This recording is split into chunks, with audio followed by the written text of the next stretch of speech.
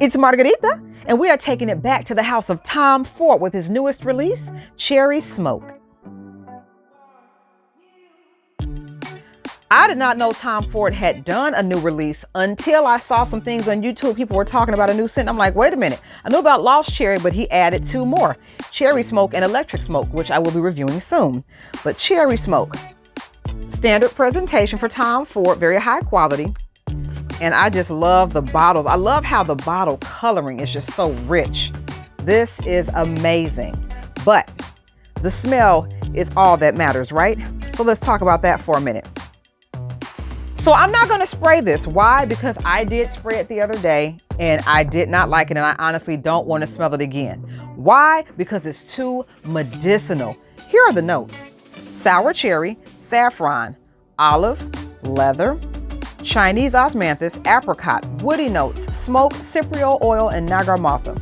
Now, saffron. Saffron is known to smell like Band-Aids, for lack of a better word. Saffron is in Baccarat Rouge 540 and a few other fragrances that often people tend to say smell medicinal or Band-Aid-like. And this is no exception. Picture Tom Ford's Lost Cherry dipped in a box of Band-Aids, or should I say the box of Band-Aids dipped in the Lost Cherry. You do smell the cherry notes. It is slightly smoky, but honey, that medicinal note is too much. So much so it is almost stomach turning if you have a very sensitive nose.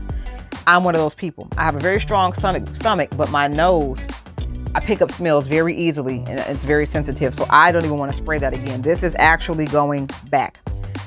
No.